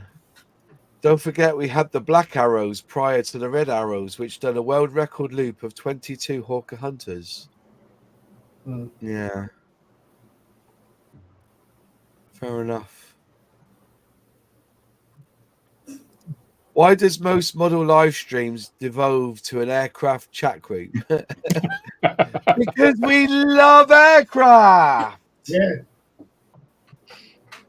I'll tell you what, I've been watching this week, to be fair. Airfix needs to bring out a bloody Challenger tank. That Challenger 3 is awesome, isn't it? It's pretty good. Same shape as the Challenger 2, but it's hardcore, isn't it? Hardcore. It's got little different lumps and bumps than the two. Yeah. A lot of the improvements and the the force multipliers of it are stuff you can't see so much. Internal stuff. Like using the NATO 120mm smoothbore gun and all the smart munitions that go with that. The same integrated software suites that are used in other stuff, so you can get target designation from other, it's all combined arms stuff. Active defense systems, all that kind of stuff. Yeah. I think the most visible is it's got a little it's got a target designator for the commander and the gunner. So the commander can assign targets, so the gunner can shoot them rather than just finding them. So 2 sets of eyes better than 1. Yeah, it is an upgraded Challenger, but yeah, they've done a lot, and be great. Not upgrading many. I think we're only getting a handful, aren't we? Yeah. Question: since you Brits have made so many great F1 cars, shouldn't Airfix do some 1:12 scale? Do you know what? I think when it comes to Formula 1 cars and everything, it's all about the licensing agreements. Yeah. It's all about cost of the licensing agreements. And it's a shame that, isn't it? Because they would make... Can you imagine, if they did a whole set of Formula 1 starter sets in 143rd? Mm. Yeah. I mean, that would get younger people into it as well. It's like, they did do that snap kit, didn't they, with Lewis Hamilton? I built it on the channel a couple of weeks back, and I've sent it up to Airfix to put in their museum. That one that I built, I think that was paid for by the bank, Santander. I don't think Airfix would have paid for the licensing on that. You know what I mean? It's when you got a Formula 1 car covered in adverts, would they have to pay for licensing for each one of those? Every single one. Yeah, every single one. But then I would cheat because everybody else does it. If it says Nike, call it Mikey. Do you know what I mean? Yeah. Just change it, But couldn't Airfix produce a kit that didn't have any decals and then just bought aftermarket? I don't know. That might be a way around it. They try. The trouble is that like I remember Luke saying that the reason they don't put manufacturer's marks on the tyres, like Dunlop, Because because they license- would have to ask permission and pay Yeah. for that. You know, I think if I'm right, I think Nigel's quite right saying leave the 1 to 12 F1 cars to Tamiya. Yeah. Tamiya released. There's certain Formula One cars they've never re-released because they're not allowed to because of the licensing agreement. Mm. See, who owns the license for Tyrrell? That's just an example. Who owns the license for that? I don't know, but Fujimi recently released the Tyrrell six-wheeler, so it must be someone. Yeah. Or did they Tamiya bother? released six-wheeler, haven't they? I think Yeah. so, because it's a pretty expensive kit. I've got some at the shop. I'll have to have a look. Yeah. Yeah. Nice Can I just say, let me just say something, right? The majority of designers are English. It may have a Mercedes engine or a Ferrari engine, but I'm pretty sure that, that the old gumph of it is English engineering to its hill. Why? Well, most of them are built in England anyway. Yeah, apart from Ferrari. Alpine. When we went to see, when we went to Jeremy Clarkson's farm, we saw 3 or 4 Alpine lorries hanging around because that's where they're based. They're Chipping Norton, isn't it? McLaren, Williams, Red Bull's even in the UK, isn't it? They're based at Milton Keynes, aren't they? Yeah. Yeah, Mercedes only provide the engine and the ASO that runs the team. I think that's all that's the only thing that's German. Tyrrell would probably be licensed by Mercedes. That's a good crack. That I didn't think of that. But like I said, you had Airfix who did the right thing, and when they released the KT ambulance, they paid licensing for that vehicle, and then you had Gecko release their version. Yeah. Called it a random name, which is just basically they named it a description of the vehicle. Yeah. Never paid, So and then I believe Airfix went, well, bollocks to you. We'll release this as a general purpose lorry then, and not even mention the word Austin in it. Mm. Yeah. Yeah, Nigel says Ferrari used to use the Airbus wind tunnel at Bristol. They did, yeah. And McLaren used the wind tunnel at Walton, which is British Aerospace. As I was, Graham French's boy. So Eddie Jordan was sponsored by Benson and Hedges, and and the race was branded as Bitten and Hisses. Yeah, or Bent Hedgehogs was another one, and Bees and Honey and things like that for Benson and Hedges. You could do that. Like I said, you're trying to think. Lambert and Butler could be, Lambert and Butterlow, something like that, or Buttery. You can do. We've all done it. Yeah, I remember buying scale models years ago, and where you had the stencils, they weren't even in English. They were like lines and dots, like Braille, weren't they? Do you remember that on the 148? They were lines and dots, but because you're seeing it from away, it doesn't have to look. It's only like a recent thing where they've got the decals down to a fine art. That if you actually look under a microscope, you can actually see words. But before then, they were lines, dots, and dashes and barcodes, basically. Yeah. So Gecko called their ambulance a well-known K2/Y ambulance. Yeah. And they didn't even license. Like, you know what I know what it is, but we can't say. Well, they didn't even license their queen. They didn't license the queen, did they? They just put her in there. But the thing is, it's just like, if companies, that's what companies are going to do, right? If people charge unreasonable licensing fees. Yeah. If you're going to say, right, you need to pay X to use our name, it's like, well, we won't use your name then. But we'll find a way around it. And it's just like... I got the impression, Alex, I think you were there when I don't know if you were there, because it was at Scale Model World, and I said to Dale about it. And he said, we paid a lot of money for licensing, and that company didn't go after Gecko for it. If the company went after him and said, oi, that's our model, there's nothing they could do. I reckon they could have gone to court about it. No, look at so a lot of Tamiya stuff doesn't specifically mention it. A lot of model companies do it. Unless you're mentioning a brand name specifically, Yeah. you don't really have much to Well, go on. they don't mention the Opal Blitz. No. Well, Nope. yeah, that's true. That is true. I get that. But then on the flip side, the reason, that if I'm right, the Wessex Sea King, they were given, just use it. You have to pay for it. Yeah. That's why that kit was cheaper, because you have to pay any licensing on it, because Wessex were like, or was it Westland? Sorry, isn't it? Westland, sorry, not Wessex. Westland said, go ahead and use it.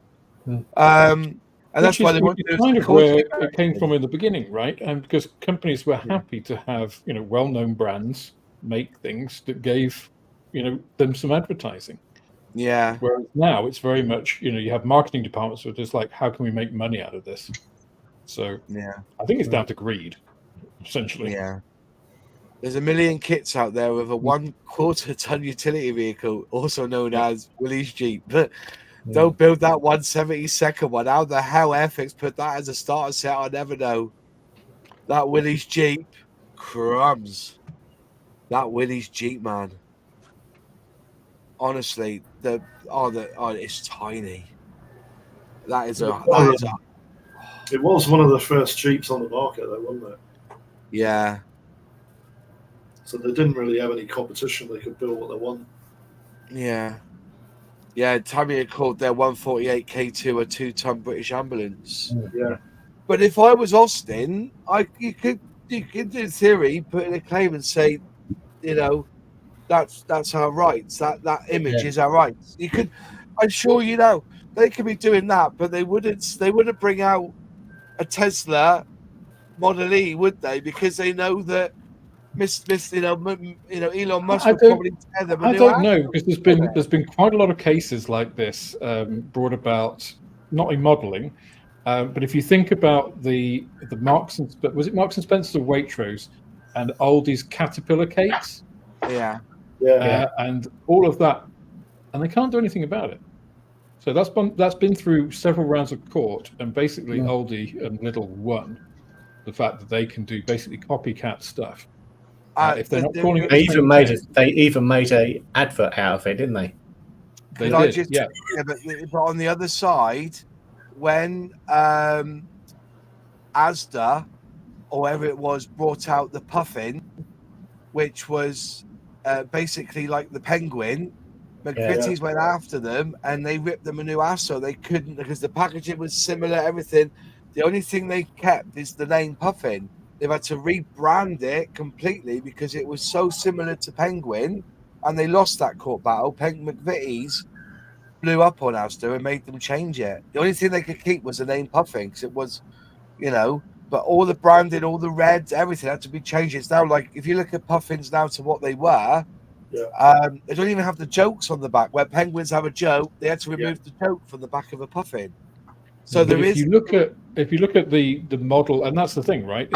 It's highly variable. The cases that have gone like both ways. Why would a company like Austin, or whoever owns the rights to it now, SIAC? Why would they specifically go after model companies who are fairly small fry? It's fairly small fry stuff. Lawyers cost a lot. Corporate. Copyright infringement lawyers cost a lot. It's not worth their while. The revenue that they get back from it, or a cease and desist, it's just not commercially worthwhile. Which is why I then wonder why they're trying to charge a lot for licensing. Because I don't know. But one was also saying on the flip side of that, then Airfix could release anything they want because they know they're not going to go after them. Anything Westland, anyway. Well, But they still asked permission before they used it, though. That's the difference. Yeah, that might be the key factor, is that if you ask these companies permission, I mean, it's free advertising. Well, think about it too. What better advertising can you have than have a 1/25th scale car with Continental tyres on it? Yeah. What's wrong with it? It is. It's like at least, have that discussion and make it kind of a peppercorn, license. Like, you'll get a penny from each one or something. Yeah. It's like when I named my book, I spilt my Tamiya extra thin. I did wonder whether Tamiya would go, but my argument is this. This sounds maybe a shit argument. This is my argument. when somebody goes and says, there's a book out there called Hoover in Your Front Lawn.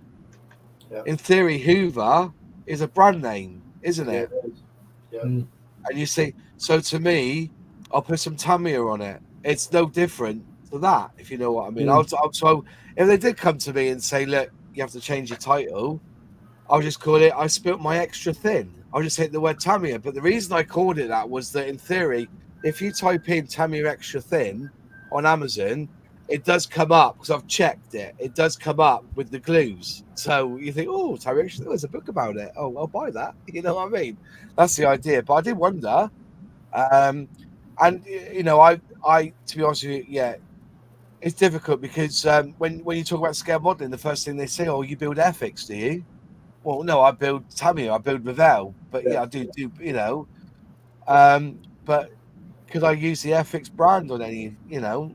They'll just say the title on here, I don't use in the thumbnail. I just have the word Airfix and Chill. I don't have it as the logo Airfix and Chill. I make sure it was all typed, you know, the logo is. But if anybody asks anything about it, I just say, oh, Airfix is an air conditioning manufacturer in Brazil. Airfix and Chill. Airfix would absolutely get sued for using trademark names without permission, i.e. Austin or Boeing. Using a generic lorry shape is a grey area, I would suggest.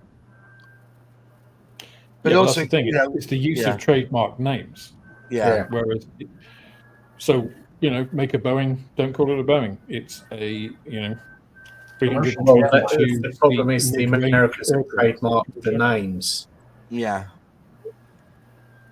Yeah, but have Boeing trademarked Jumbo Jet? Have British Aerospace trademarked Jump Jet? I mean, Airfix did this when 2001. They come under, that Harrier comes under Boeing now. Doesn't it come under? Yeah, you'll see under British Aerospace. Yeah. I mean, but Airfix did this with the 2001 Space Clipper. You know, there's a jump jet. They know exactly what you're talking about. Yeah. What was that, Alex? Airfix did what? Airfix did exactly what we're talking about when the Space 2001 Space Clipper that they did. The license went out from that, and then they re-released it and just called it a Space Clipper. Mm-hmm. You know, no reference to 2001. Everybody knew what it was. That. The only thing in the world that looks like that. Wasn't the original kit the Pan American Clipper? It was, wasn't it? Yeah. Yeah. But also the beauty about Airfix being under the brand of Hornby is that they have a very good relationship with all these manufacturers anyway. If you think about it, Corgi, Scale Electrics, Airfix, you know, I'm pretty sure that they have one one relationship with these companies. So if they say, oh, we want to do Ford Escort, which is what I think Airfix should do, is release a Ford Escort just for the crack, even as a starter set or a Beetle. They've already got licensing agreements with Corgi, so I'm sure that would cover, because the license agreement isn't exactly per se with Corgi, it's with Hornby Hobbies, which owns Airfix, Scale Electrics. You know, and I don't see why Airfix don't capitalize on that. You know, we've got Corgi have brought out some phenomenal dust collectors for years, haven't they? So why don't they use that pool and then create? But then, like Dale says, does it really sell? It's like they've never released those submarines again because they didn't sell. No. That's what they got to look at. I think there's only one of them in service anyway. So yeah, you know, like that. Like, for instance, all these vintage classics, they get released once. Yeah. And you probably won't see him again for 50. Oh, that bomb bug, I don't reckon you'll see that bomb bug for another 12 years, minimum. So then you'll see the price jack up on eBay. And then they'll release it again and the price will go down, you know? So, and hopefully this time when they release that bomb bug, there won't be a shot in it. But they have got a lot of 32nd scale cars they can release as veteran classics, haven't they? Yeah. The quick builds, they've just released that Jaguar, that was it the electric type Jaguar? What was The it called? E-Pace. Yeah. E-Pace? I would love them to do that as a scale model in 1/32. Yeah. I just feel that I know Spitfires sell, Yeah. but I was born in 79. Most of us here were born 70s, 80s. Yeah, am I right? Mum will be before 70s. Okay, so that was only 20. Yeah, but that was only 30 years after Spitfire was in the skies, wasn't it? We're coming to a generation now that don't even know what D-Day's about, really. So maybe it's time Airfix kind of looked around and think, maybe we need to do more modern stuff, more modern jet. We've got, at the moment we've got the is it the new Typhoon coming out from Airfix as a starter set soon, haven't we? Yeah. They've done a load of cars. Maybe it's time now that they think, right, we've done the cars now, 143, good stuff. Why don't we release a model that's been in their range from the year dot would be a Beetle.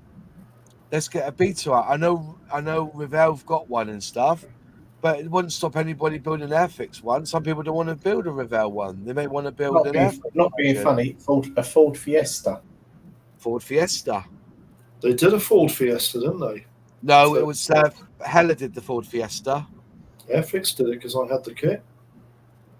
Yeah, but it was Hella tooling. Oh, it might have been a Hella tooling, yeah. But yeah, that's what I mean. A lot of the cars that Airfix released over the years are Hella tooling. Yeah. So, question. Could you give mention of the North Somerset Model Show this Sunday at the Helicopter Museum, Western Supermare? Oh. Yes, I'm going to that one. I'll be there. Okay, I will be there. So I'll see you there, Jared, with your crew. So that's this Sunday, Western Supermare. Because what I'll do there from Western, I'll go across there to Taunton, and then I'll do my gig up in Taunton. Oh no, I won't, because it's England. If England get through on Wednesday, then they'll play Sunday, won't they, for the Euros? Yeah. Yeah, maybe. We'll see. In the school I work with, we touch on V-Day topic, but it's adapted as the students I work with are special needs. Oh, fair enough. I keep seeing the Airfix 124th Mosquito on eBay at absolute ridiculous prices. Why don't Airfix re-release it at a decent price? Because it would sell. It didn't sell well when they released it the first time, allegedly. But also, when they released it, I reckon it was 120 quid when they released it first. Because somebody quote me on that. You see, I'm not sure the logic of, well, we didn't make much on something the first time is valid, really, because you're talking about a different time. How is it marketed? There are so many reasons. You can't just expect to make a kit and everybody instantly loves it and buys it. Yeah. It's got to be marketed properly. It's got to be the right price. Yeah. So there's a whole bunch of stuff, and I'm with Lee. I think we all are. We'd love to see the Airfix 124 Mosquito released again. I'm sure most of us would probably buy it. Yeah. Apparently it's £100, but it was tooled in 2010, so it's 14 years old. It was last released in 2005, and now they're on eBay for about 270 quid. Now, I still think if Airfix released it now, it wouldn't be shy off £160 now. There's a lot of plastic in that box, more than the Hellcat. It's big, it's massive, isn't it? That mosquito was massive. Yeah. Was it Little History you had the 124th and built it with rocket engines or something? No, he lost his fingers. What did he use his fingers for? Well, he was messing around with the remote things and he tried to catch it with his hands. Oh, silly sod. I don't think that will sell for less than 160 quid now. If they released it now, I bet it'd be 160, 180 pounds. Yeah. It'd be a massive box. If I've seen them for sale, it's a huge box, isn't it? Yeah, it is. It's a big box. Yeah. A lot of plastic in it. It's hard to look at the box and then, put it away. Is it as big as like the Vulcan? Oh, God, it's huge. It's massive. It's huge, mate. It's huge. Wow. Have you ever seen the 24 scale Airfix Sea Harrier box? No. That's huge. The Mosquito is nearly twice that size. Twice that size. Oh my It's gosh. massive. Isn't there a fitting issue with that kit as well, though? I don't know. I've never built it, so I know we can't buy it. you couldn't. I don't think it's a kit I would buy either. It's Yeah. too big.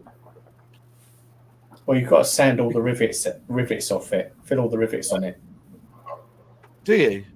Yeah. No, there's no rivets on it, man.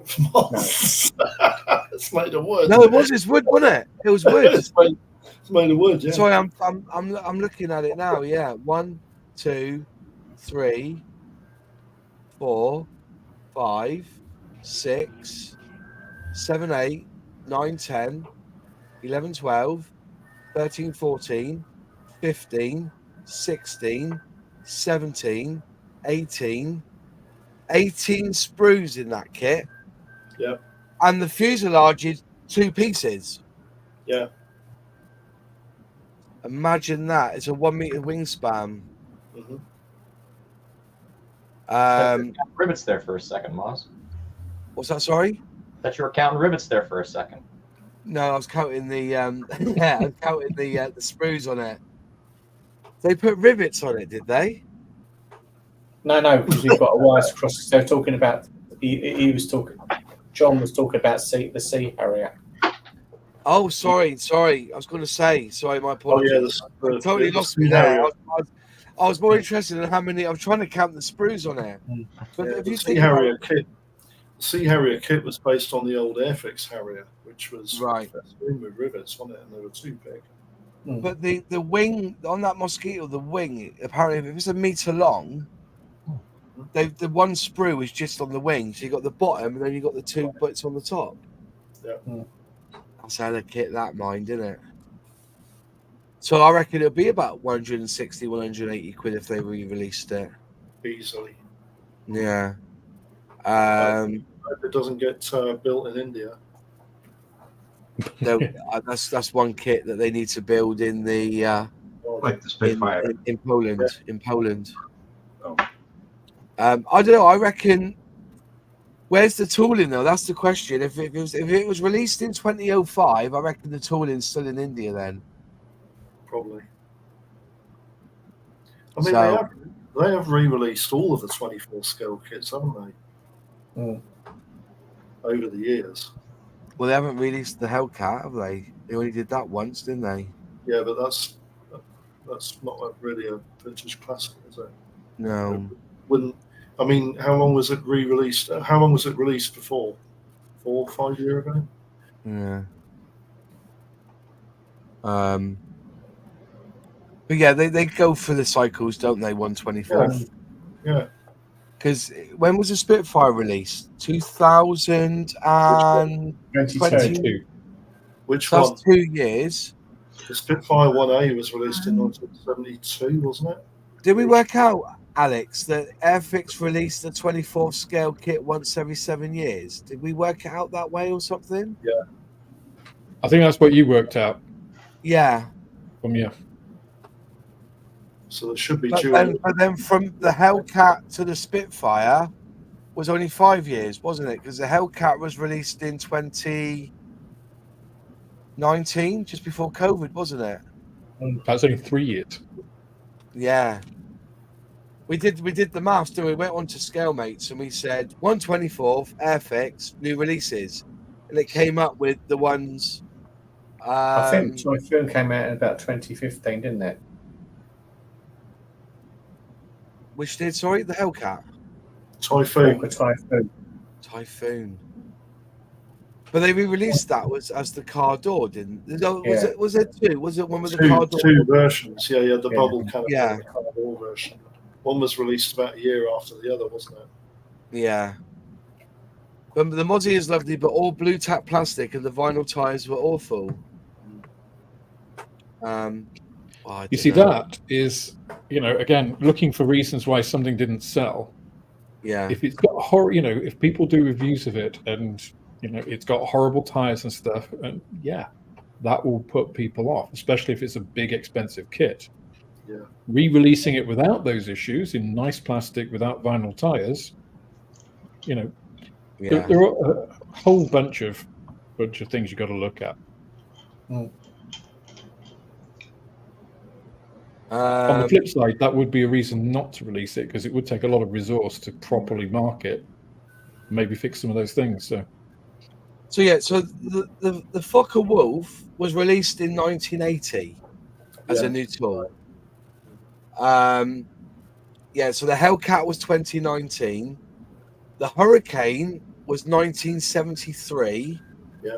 And then the following year, they released the Hawker Harrier in 1974.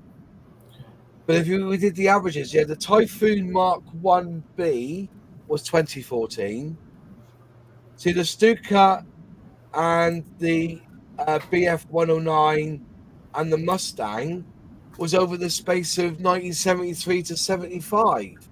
So the Mustang and the MEBF 109 came out 73, and then the Stuka came out in 75. And that's it. That's basically that's all they've ever done in it. Is the let me just find the so that's all they've ever really done. It's only those six. That's it. So they've done 10. They've done 10: Mosquito, Fokker Wolf, Hellcat, Hurricane, Hawker Harrier, the Typhoon, the Stuka, the BF 109, the Mustang, and the Spitfire Mark 9. And Sea Harrier. And the Sea Harrier. The Sea Harrier would be the Hawker Harrier. They built the Sea Harrier was a different mould. It was no. It's the same mould. We just cut the nose off. Same mould, different nose. But they also did the Mark 1A Spitfire in 1970. And the Mark 5B Spitfire in the very late 80s, didn't they? It's still the same tooling though, John. They just added new parts to it. Yeah, that's right. I've got spare wing for a Spitfire Mark 1 in one of my spare stashes upstairs. Yeah. Have you ever built 2 wings in the VB? No, that's what I'm saying. They've really going by the years. They didn't release any in the 1990s. 1990s even the 1980s. So 1980 was the last of the 124ths. Then they didn't release another one until 2010, which was the Mosquito. Then there was a gap then of 9 years. So they released the Hellcat, and then there was 3 years, and then they brought out the new Spitfire, which was last year, 2022 or 2 years ago. So if we go by that, a couple of years before. That's it. Nigel's right. Typhoon was a bubble top, then car door with captured decals.